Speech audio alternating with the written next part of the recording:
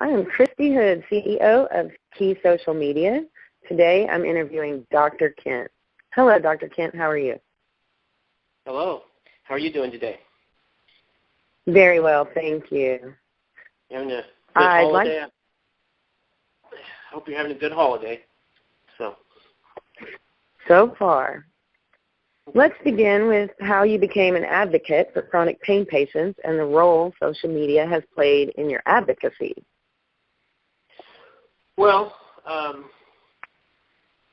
was a chronic pain doctor, and then I developed chronic pain, and I did not find the usual medical treatments and surgery to be helpful. Actually, I got worse. I got less active. I got other disorders. I gained weight, and so I went outside and looked for new opportunities to manage my pain, which ended up being acupuncture and herbal therapies and some other things. And then I decided that people need to know about all the opportunities out there for pain management. So I started lecturing about it, and that developed into mychronicpain.com, where we do seminars and webinars. And as I took on that role as an educator, and I started getting more into advocacy, especially for certain disorders that weren't receiving a lot of awareness, like chronic regional pain syndrome or arachnoiditis. And as time has gone on, because of the attack on opiate therapy and because of the lack of recognition for certain disorders, I've gained a larger role in advocacy. From our research, there are a lot of people following the site that are interested in all of these therapy opportunities.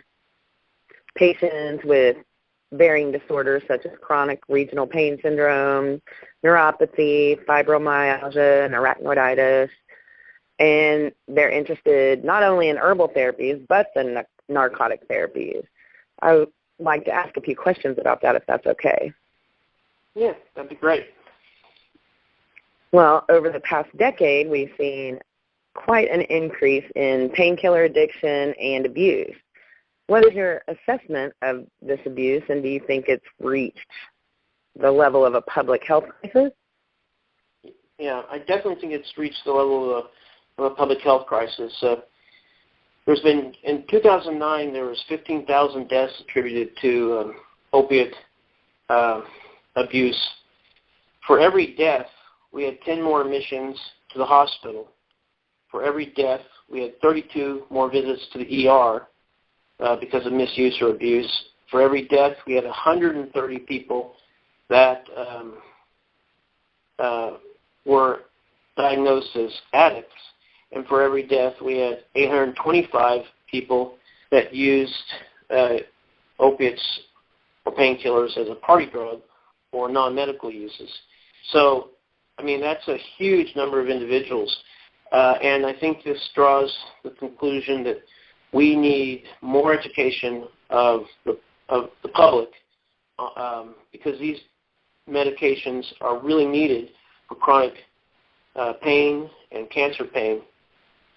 And we need to keep people away from the addiction. It's very easy to get a hold of these medicines, much easier than in past drugs of abuse. So we need to get the education out there to the public, and we need to support chronic pain patients in their use. But we need to make sure that pain relievers are not being used for non-medical party drug usage and also non-medical addiction issues. So it's now the second most used drug in this country behind marijuana, and obviously has much greater safety issues with the number of deaths and the number of severe injuries to people. And it's growing very fast, especially in the older population, 26 and above. It's a new kind of drug and how to get a hold of it. People are getting it from their friends and relatives and online rather than dealers, so it's a little easier to get a hold of. And that's probably one of the reasons its growth is we can attribute to its growth in the population so much. But we have to remember that these medicines are really needed in the chronic pain population because there's with the escalating addiction and abuse issue, there's also an escalating chronic pain public health issue. We've seen more and more people as the population has aged need medications for chronic pain, especially a lot of people that have had procedures and had injury from procedures like retinitis patients and complex regional pain syndrome patients. So it's we're seeing a lot more arthritis and a lot more other disorders.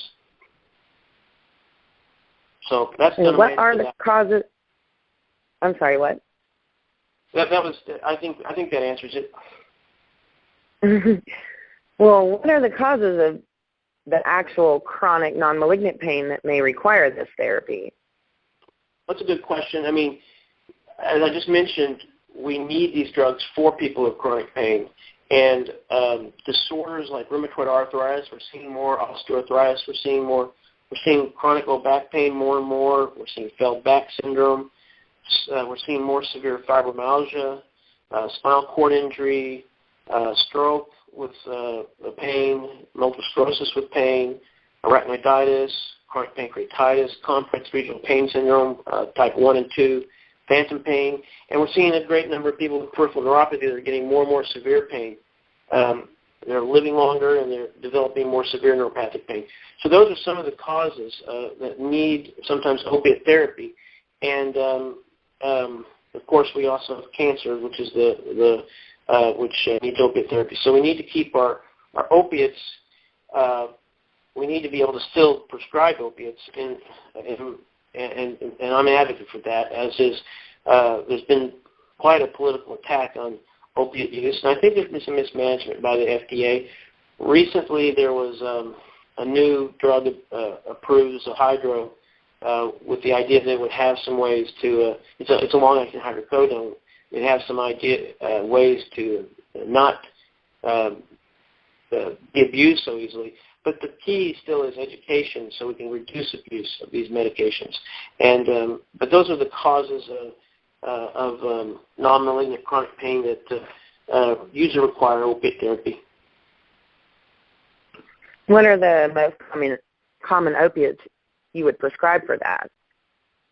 Well, there's lots of opiates out there, and there's some newer ones. The newer ones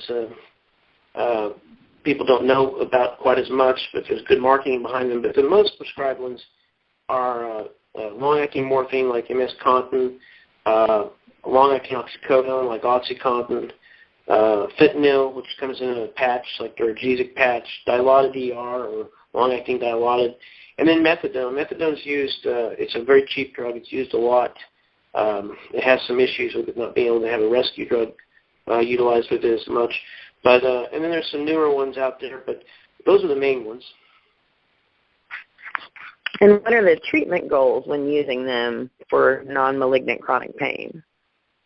Well, that's a good question because people don't realize that we don't really treat the pain to reduce the pain as much as we treat the function. This is something that a good pain management doctor knows, and your pain advocacy groups understand that our goal is really to improve people's function, eliminate their trigger factors, the things that aggravate their pain, find more things that alleviate the pain, but treat people to improve their function. Yes, we would try to reduce their pain, but pain-free is not something that's going to really happen. So you want to increase your physical activity, increase their function, and the pain will probably be still present to some degree. And you use multiple modalities. Well, with all of the escalation in the addiction and in abuse, I would think there would be quite a lot of requirements for prescribing opiate therapy. What are those? Well, there are a lot of requirements on the prescriber. And sometimes patients don't realize that.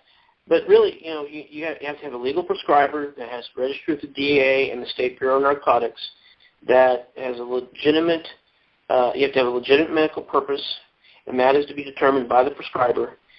But the prescriber has a lot of compliance issues they have to comply with. And, of course, many of them are very concerned about the potential for losing their license in regards to prescribing. And you'll see certain doctors will prescribe a lot more medicine in the narcotic realm because that's the kind of practice they have. They take care of pain patients. They take care of arthritis patients. They take care of cancer patients. So usually a prescriber, it differs from state to state, but usually the prescriber needs to see someone every 3 months. They need to keep a pain diary and show that they're improving in function through functional evaluations. They need to do screens to make sure that there's no addiction issues. They need to do urine drug screens to make sure they're taking their medicine, not taking illicit drugs. And then, of course, the pharmacist also has the right to not prescribe if he sees issues, or not to fill the script. So if he sees issues or is concerned about issues. So that's generally them.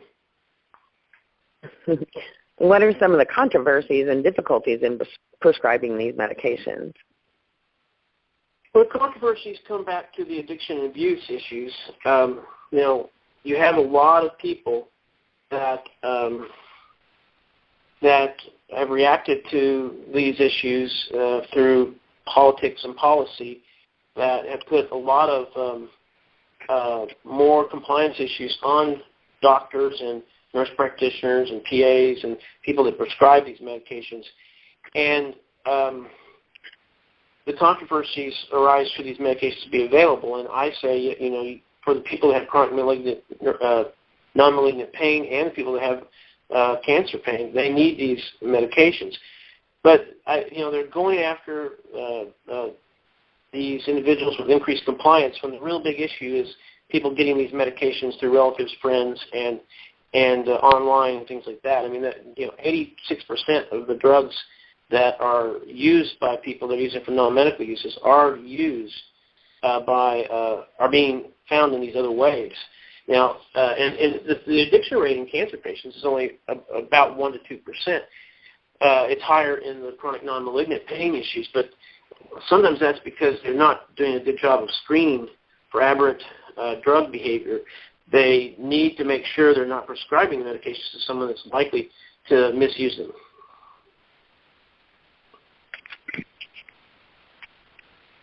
So, if they are misusing them, how would you know?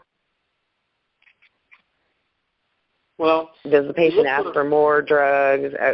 You obviously have to use that in your risk assessments. Right. On risk assessments, you look for these things we call aberrant drug behaviors. And aberrant drug behaviors, you're looking for if somebody you're looking for somebody that is not following through with the things you're asking them to do, like keep the pain journal. You look for people who have a history of addiction, a history of alcohol abuse. Are they asking for more medicine on a regular basis? Are they drug hoarding? Are they keeping drugs? Are they extra drugs? Are they requesting for a specific drug? They're saying, this is the drug I need. Are they acquiring drugs from multiple sources? Are they increasing doses on their own, apparently, or are they not coming back with the medicine that they should still have in their place? Do they seem to be exaggerating their pain? Do they have illicit drug use? Do they have something in their urine that's not supposed to be there, or is their urine drug screen negative for the drug they're supposed to be taking? These are the kind of things we call aberrant drug behaviors. Now, you understand some of this may mean addiction. Some of this may mean that they're actually acquiring drugs to sell. And some of this may be pseudo-addiction. Some people are scared that they're not going to get their drug the next time they see their physician. They're scared that they're not going to be able to get their treatment. They're scared that their pain's going to go up and they're not going to have extra medicine. And that needs to be addressed as well, And these things aberrant drug behaviors, and people who are overutilizing or misusing can lead to, bad control of the pain. It can lead to side effects. It can lead to deteriorated health. So there's lots of issues. So you look for the aberrant drug behaviors, not just to find the people that are selling and they're addicts, but also for the people that may have pseudo-addiction or or have a lack of trust in their relationship with their healthcare provider, or just be scared of being in the pain and being without the pain medicines. What are some of the other tools you use to determine if a patient qualifies for opiate therapy when they do have chronic pain? Well, when you're looking at someone, it's very dependent on the healthcare provider, and you use risk assessment tools. There are all kinds of forms to fill out that might give you an idea, but it comes down to your history and physical a lot of the time. You want to make sure you have a clear diagnosis. You want to make sure that you have good documentation of that diagnosis, that you have documentation that confirms it, that backs it up. You want to look for impairment in function. You want to see that there is impairment in their function that you can improve with opiate therapy or any pain therapy. You want to see if they've had failed therapies in the past. Are there things that haven't been tried? You don't have to necessarily go to opiates the first time. You want to look for contraindications to make sure they can determine if they can have the pain therapy. Like, people that have respiratory problems need to be wary of opiate therapy, like COPD, sleep apnea. You want to make sure that they're not on a lot of sedative medicines that might cause them to be very, very sedated, crash their car. You want to look for contraindications, allergies, and you want to look for a history of addiction to medicines, because people that have changed their trying to change their mental framework with addiction in the past, probably when you give them a new drug that has such a high potential, they could also get addicted to it.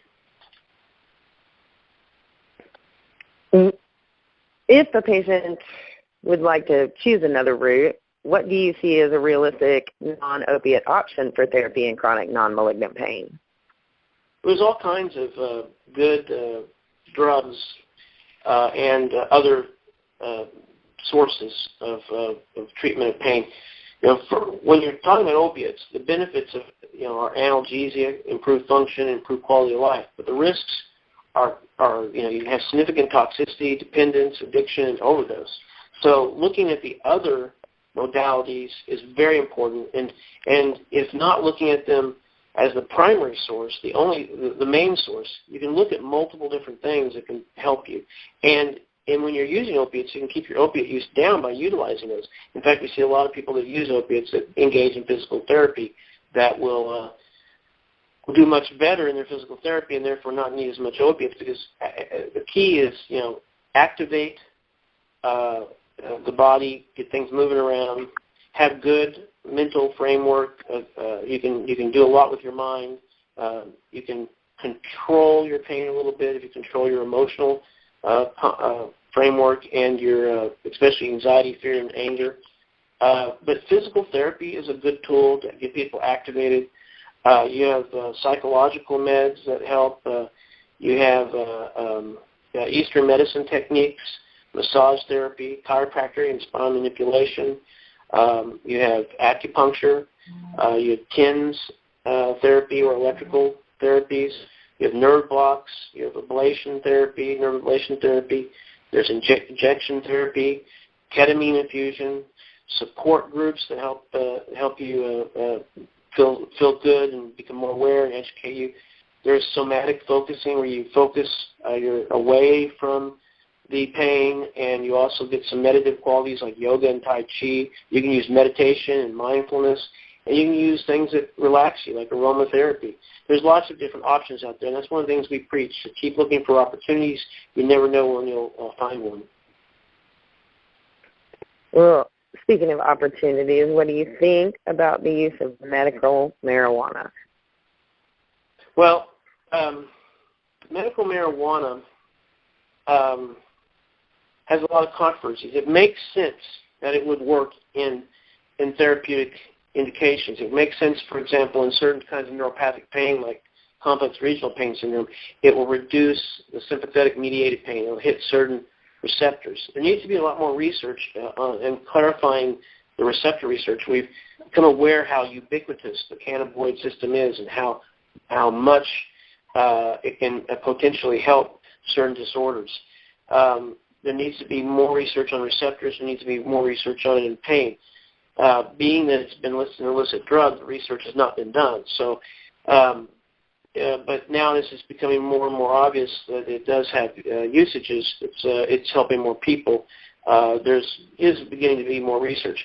The problems I see, and I never prescribed medical marijuana, but I did prescribe when I was actively running a pain management clinic, THC. The problem you see, first of all, is the dosing schedule. How often to dose, and are you getting the same dose? Because the tools are different that people use, and they may be changing from one marijuana grower to another marijuana grower. And another issue is contaminants within the marijuana. Some places like that are instituting this are reducing those issues, and in Europe that has been reduced quite a bit.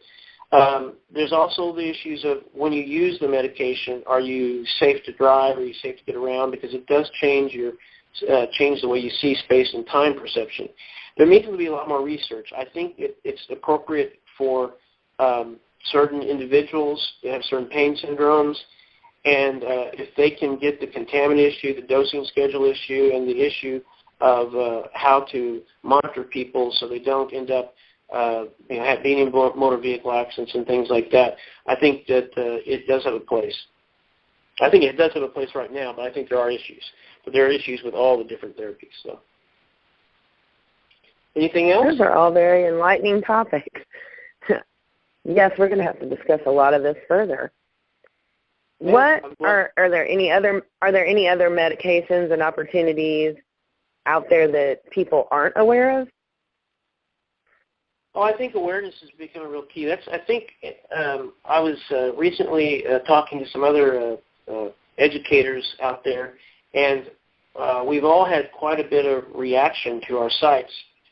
I think you have most opportunities for pain represented by certain individuals in the medical community, and they're usually trained in certain regions of pharmaceuticals and injection therapy, or maybe just pharmaceuticals, and they're not aware of all the different opportunities from Eastern medicine to mindfulness to awareness to cognitive behavioral therapy to herbalism to supplements that are out there that can be utilized to help individuals with kinds of chronic pain they may have.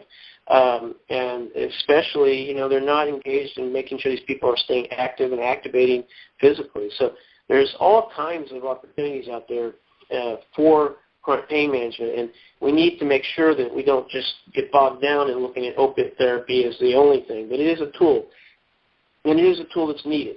And I think in the future of chronic pain management, it's all about education, awareness, and fighting the people that are abusing and getting addicted to this medicine, and making sure people don't get addicted that are under people's care because they're not well educated enough.